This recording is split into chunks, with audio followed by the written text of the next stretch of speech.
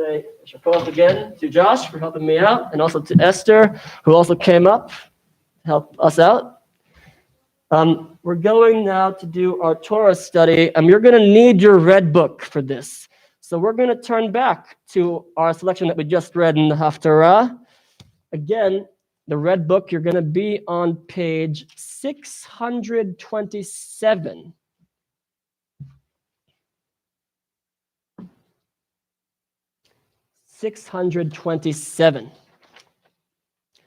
And again, for context, this is Jeremiah saying to the Israelites, you didn't follow the commandments. You're doomed. So let's read the first verse together. That's verse 1. That's verse 21 on 627. So 627, verse 21. The first verse, we're going to read it out loud together. Thus said the Lord of hosts, the God of Israel, add your burnt offerings to your other sacrifices and eat the meat. Now, if anybody's wondering what this selection has to do with the Torah portion we read, it's the sacrifices. But if you look a little closer, this is a blatant contradiction, because it says in the Torah portion that when you do your burnt offerings, you have to let the fire consume all of it until there is nothing left. But here in the Haftarah, the first verse says, God says to add your burnt offerings to the other sacrifices and eat the meat. This is a blatant contradiction. And my question is, why is there this contradiction? It might not be, Jeremiah is no dummy. Josh. It is sarcasm. That's how most people read it. So if Jeremiah is saying, you aren't doing it right, then that is his way of saying to the Israelites, you have failed. And for more context, let's read the verse that comes after it. Verse 22. For when I freed your fathers from the land of Egypt, I did not speak with them or command them concerning burnt offerings or sacrifice. We know that's not true. The whole book of Leviticus is all about sacrifice. So let's read these two verses again with our sarcasm, which we don't normally get to do in the sanctuary. 21, the top. Thus said the Lord of hosts, the God of Israel, add your burnt offerings to the other sacrifices and eat the meat, for when I freed your fathers from the land of Egypt, I didn't speak with them or command them about burnt offerings or sacrifice. Now, I am not sure how respectful that is, because while as humans, we can be sarcastic, we can mock others in certain moments.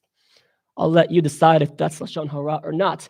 But when we put those words and use them as quotes of God, if we are mocking these people, but doing so by quoting God falsely, do we think that Jeremiah is breaking the third commandment by essentially taking the Lord's name in vain? And how do we feel about it? Is this okay? Is this not okay?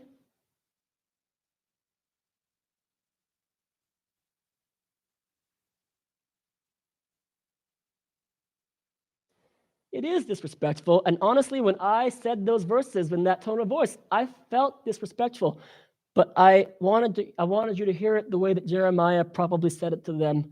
Does anybody think, unlike me and Ruthie, that it was okay? Perhaps that God allows this because, after all, Jeremiah is using these words to progress God's mission? Josh? I think it straddles the line.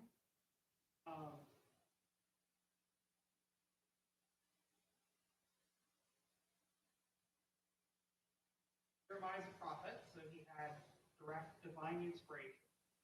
Mm-hmm.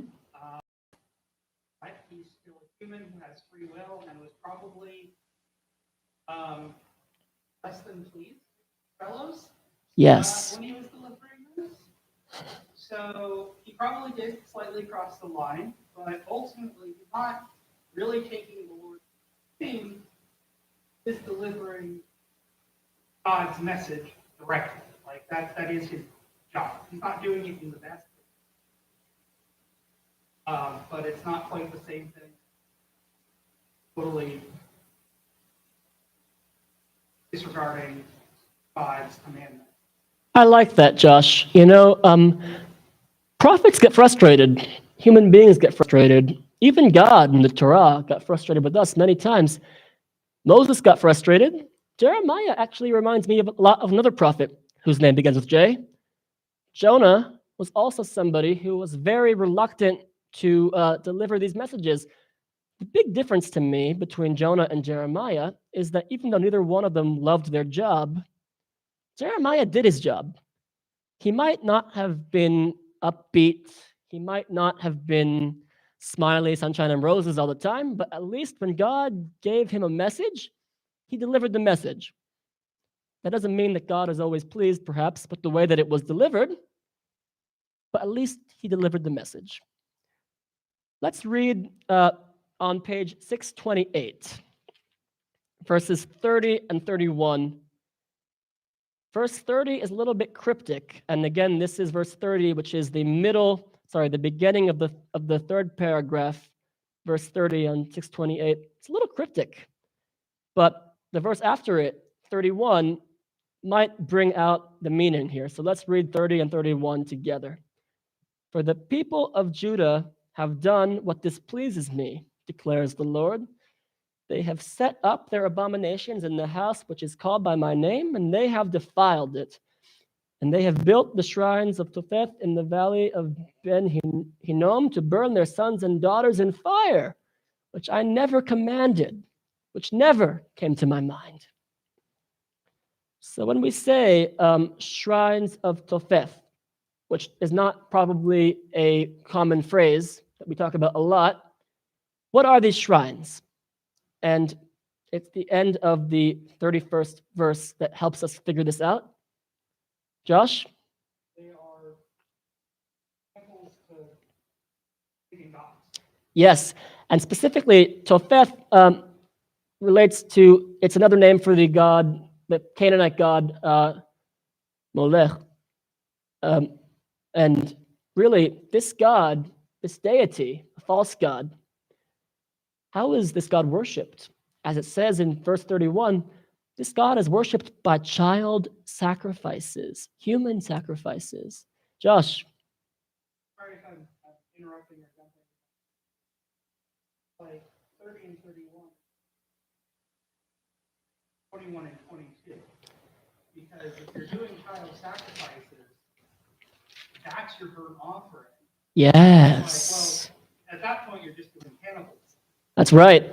Now, if you want to know why is Jeremiah so frustrated with these people, this is why. They are doing child sacrifices. Besides Josh, how do we feel about these child sacrifices? Not great. I would challenge anybody, or rather I won't challenge you to disagree with that, but I don't think anybody likes child sacrifices. But how do you think we got to this point? We went through all this with Moses in the desert, 40 years. We got to Israel. We are so far from what we intended to be at this point in history. How did we get here? Any ideas? We don't have to know. We can guess. One more time? Synchronization? Yeah. One more time? Syncretization. Yeah, absolutely. We can't let our guard down, right? We can't assimilate either.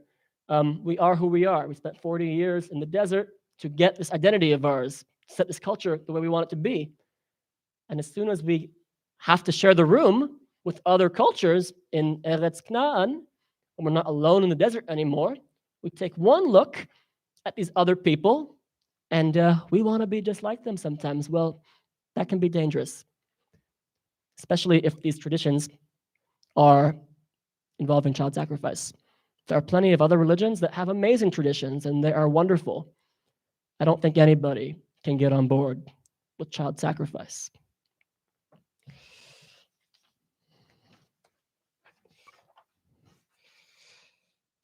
So next we have this question of How do we feel about Jeremiah here? We talked about this earlier, how he's being mocking and he's being sarcastic, but he tells it like it is. And there might be a value to that. If we look at the bottom of the main paragraph on 628, there are the words, the final two lines, so 4 lines from the bottom of the page on 628. Kol sason ve'kol simcha, kol chatan ve'kol kala. Has anybody heard these words before? Maybe at a wedding?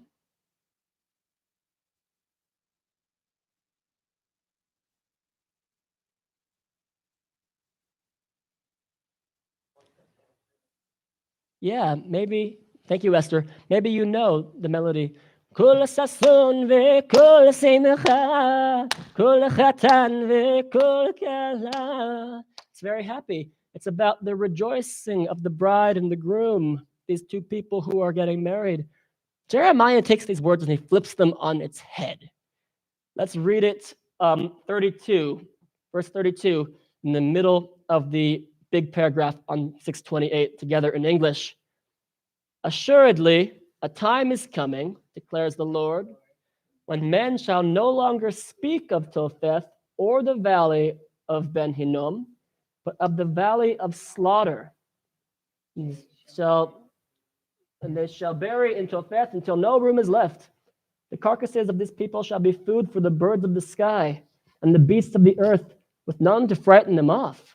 And I will silence in the towns of Judah and the streets of Jerusalem the sound of mirth and gladness, the voice of the bridegroom and bride, for the whole land shall fall to ruin.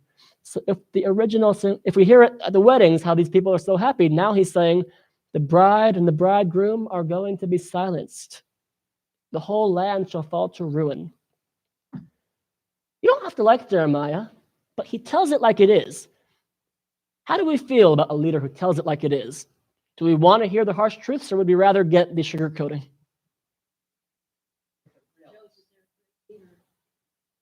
I think if you're too harsh, maybe no one's going to want to listen to you. If you're, yes. We've had leaders like that. Yes, and that's how I want to wrap this up, actually, is to talk about the leaders that don't tell the truth. I don't want to get political about the US, but we have a guy over in Russia, and he is not such a nice guy, this Vladimir Putin. He is invading Ukraine, and you could say that he does child sacrifices, not the way that we do it in here, in this book that they're talking about, these shrines of Topheth, but he is willing to kill everybody, including innocent children, on his personal crusade for glory. It doesn't matter to him who dies. He just wants the glory. And you know what else? Unlike in other countries where we have options in the media to choose what we want to listen to, what we want to read, they don't let you do that in Russia. He blocks out all the opinions. You tell the truth or you speak out against the government, you go to jail. Possibly worse. You might even get killed. So you could say that Putin wants to denazify Ukraine. That's his excuse for going in, That's not true. The president of Ukraine is Jewish. You can't say that it's a Nazi country. So really, if Putin wanted to tell his people the harsh truth, he could say, I want Ukraine, I'm taking it. You are my army, you are my people, you are beholden to me by the laws of this government. Go get it from me, even if you don't like your job. That's not what he's doing.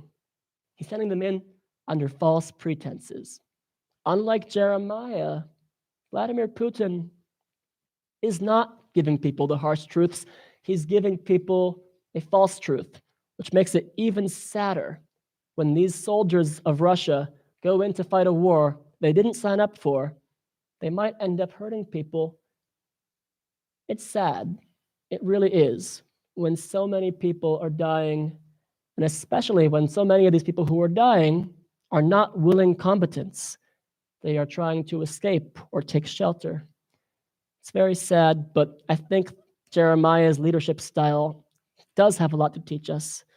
So before we conclude this section of our service, we're going to go now to page 149, and we're going to do a prayer for peace for the people of Ukraine.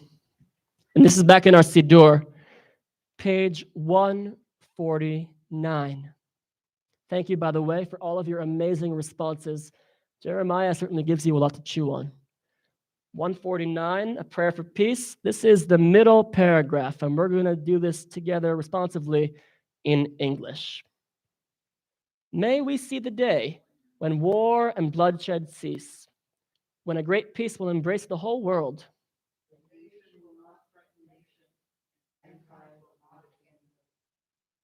For all who live on earth shall realize we have not come into being to hate or to destroy. We have come into being to praise, to labor, and to love.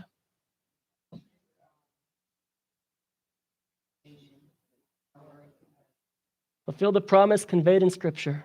I will bring peace to the land, and you shall lie down. No one shall terrify you.